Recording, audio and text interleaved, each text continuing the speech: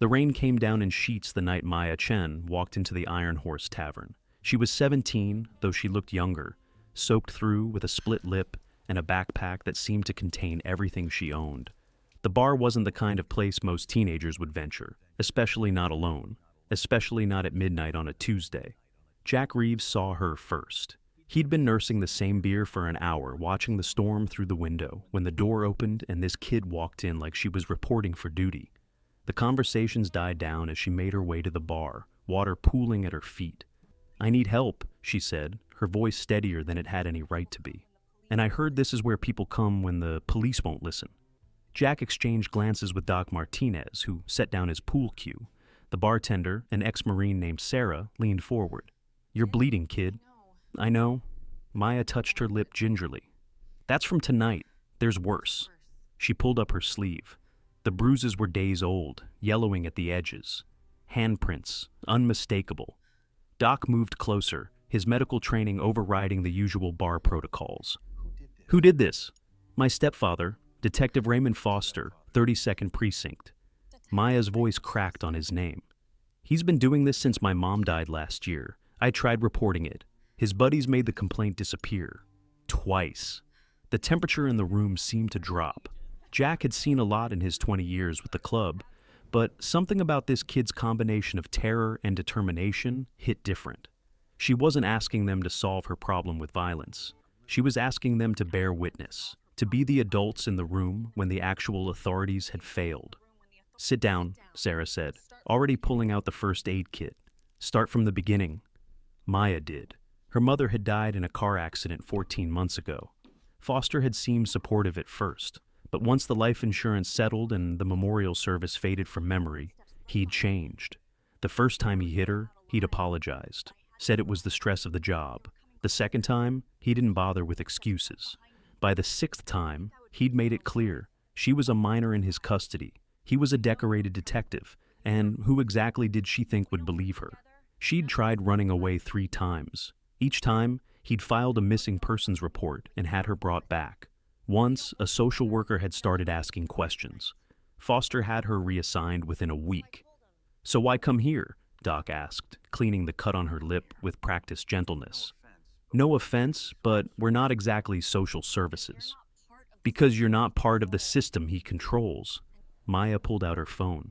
"And because I've been documenting everything. Every bruise, every threat, every time he came home drunk and told me exactly what he'd do if I told anyone. I've got 37 videos spanning 8 months, time-stamped, backed up to 3 different cloud services. But I need witnesses to come forward with me, people he can't intimidate or buy off." She looked around the bar at the collection of leather vests, scarred knuckles, and weathered faces. "I need people who aren't afraid of a dirty cop." Jack felt something shift in his chest. This wasn't some kid looking for revenge or vigilante justice. This was someone who'd done her homework, built her case, and was asking for backup to walk into the system through the front door. She just needed people who couldn't be scared off. "Show us," he said. Maya pulled up the first video. It was dated 6 weeks ago, filmed from a partially open closet. The audio was clear, Foster's voice, slurred with alcohol, explaining in graphic detail what he'd do if Maya embarrassed him again by trying to report anything. The video showed him backhanding her hard enough to knock her into the wall. Doc's jaw clenched. Sarah looked away, but not before Jack saw the fury in her eyes.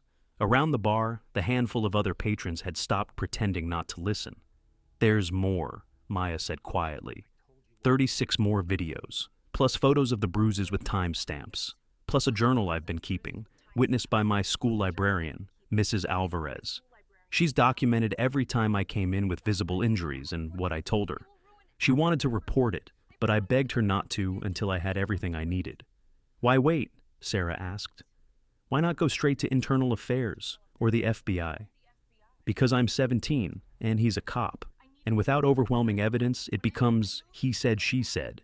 And he's got friends in IA. Maya's composure finally cracked a little. "I needed it to be undeniable. I needed to know that when I made my move, he'd go down and stay down. Because if I try and fail, I don't get another chance." Jack stood up. "Tank, Snake, get over here." 2 men detached from their corner booth. Tank was 6'4" and built like his namesake, but it was Snake who spoke first, his voice surprisingly gentle. "What do you need, kid?" "Witness protection, sort of," Jack said. "And a ride downtown. We're taking this to the DA's office first thing tomorrow morning. Tonight, she stays somewhere Foster can't get to her." "My club has a safe house," Sarah said. "Women's motorcycle club, fully secured. He won't find her there." "Good," Jack turned back to Maya. "But we do this by the book. No shortcuts, no vigilante bullshit. We go through proper channels. We just make sure those channels can't be closed by one dirty cop. Agreed?" Maya nodded, relief flooding her face. "Agreed. One more thing," Doc said. "We need those injuries documented properly. I know an ER doc at County. She's good people, and she's seen enough domestic violence cases to know how to document everything for court. We get you checked out tonight. Get everything on the record with a doctor who Foster can't intimidate." The plan came together quickly. Sarah made calls to her club, arranging the safe house. Snake, who worked in IT security, created backup copies of all Maya's evidence and stored them in locations Foster couldn't access. Doc called his colleague at County General, who agreed to meet them within the hour. Jack called his lawyer, a woman named Patricia Moreno, who specialized in cases involving police misconduct. She'd helped the club before when a couple of members got jammed up by corrupt cops. She answered on the second ring, listened to Jack's summary, and said she'd meet them at her office at 8 a.m. It was nearly 2 in the morning when they had everything in place. Maya, cleaned up and bandaged, looked smaller somehow in Sarah's borrowed jacket, but her eyes were clearer. "Why are you helping me?" she asked Jack as they prepared to leave. "You don't know me." Jack thought about it. "Because a long time ago, someone helped me when I needed it. And because you're brave as hell, kid. You did everything right, documented everything, built your case, looked for help in the right places. You just needed people who weren't part of the broken system. That's us." The next morning, Patricia Moreno's office was crowded. Maya sat between Jack and Doc, with Tank and Snake standing behind them. Sarah had come too, along with 2 members of her women's club. Mrs. Alvarez, the school librarian, had brought her documentation. The ER doctor from County had faxed over her report, which detailed injuries consistent with repeated physical abuse over an extended period. Patricia, a sharp woman in her 50s with steel gray hair and no patience for bullshit, had spent the early morning hours reviewing everything. Now she looked at Maya with something like awe. "This is the most thoroughly documented domestic abuse case I've seen in 20 years, she said. "You did good work, Maya, really good work." "Will it be enough?" Maya asked. "It's more than enough for charges. The question is getting them to stick." Patricia tapped her pen against the desk. "Foster has friends in the department, but he also has enemies. Every dirty cop does. The trick is finding the right prosecutor, someone who can't be pressured or bought." "I know someone," Snake said. Everyone turned to look at him. He shrugged. "My sister. She's an ADA in the Special Victims Unit. She spent the last 5 years trying to build cases against cops who abused their families. She's been waiting for one with this much evidence." Patricia smiled. "Call her." 2 hours later, they were in the office of ADA Elizabeth Chen, no relation to Maya, though the coincidence made them both smile. Elizabeth was younger than Jack expected, maybe 35, with a reputation for being ruthless in court and untouchable by department politics. Her father was a federal judge, which gave her a certain insulation from local pressure. She watched all 37 videos. She read the medical reports. She reviewed the librarians' documentation. When she finished, her hands were shaking slightly. "Detective Raymond Foster is going to prison," she said flatly. "This is prosecutorial gold. Time-stamped videos with clear audio of verbal abuse and threats, documented injuries, witness testimony from a neutral party, medical evidence. He's done." "When?" Maya asked. "Today. I'm issuing a warrant for his arrest within the hour. Given the evidence of ongoing abuse and his access to firearms as a police officer, I'm requesting remand, no bail." Elizabeth looked at Maya. "You'll need to give a formal statement. It won't be easy, but I promise you, I will see this through." "What about his friends in the department?" Jack asked. "Let me worry about them. I've been waiting for a case strong enough that they can't bury it. This is that case." Elizabeth's smile was sharp. "By the time they know what's happening, Foster will already be in custody." It happened fast after that. Foster was arrested at the precinct that afternoon. The charges, 37 counts of assault, child endangerment, abuse of authority, and obstruction of justice. The obstruction charges came from the discovered evidence that he'd had Maya's previous complaints destroyed. The arraignment was a circus. Foster showed up in his lawyer's expensive suit, confident that his connections would get him out on bail. His lawyer argued that he was a decorated officer with no flight risk. Elizabeth Chen stood up and asked permission to play a single video for the judge. The courtroom went silent as Maya's voice came through the speakers. "Please, I'll do better. I'll stay quiet. Just please don't," followed by the sound of a blow and Foster's voice, cold and clear. "You don't have anyone, Maya. Your mother's dead. Nobody cares what happens to you. And if you tell anyone, I'll make sure you end up in a group home so bad you'll beg to come back." The judge, a black woman in her 60s who'd built her career prosecuting family violence cases, took off her glasses. "Bail is denied. Defendant is remanded to custody pending trial. Next case." Foster's face went from confident to pale in seconds. He tried to turn to see Maya in the gallery, but the bailiffs were already moving him toward lockup. Outside the courthouse, Maya broke down. Not from fear this time, but from relief so profound it hurt. Sarah held her while she cried, and Jack stood nearby, making sure no one from Foster's department tried to approach. "What happens now?" Maya asked when she'd composed herself. "Now you heal," Patricia said.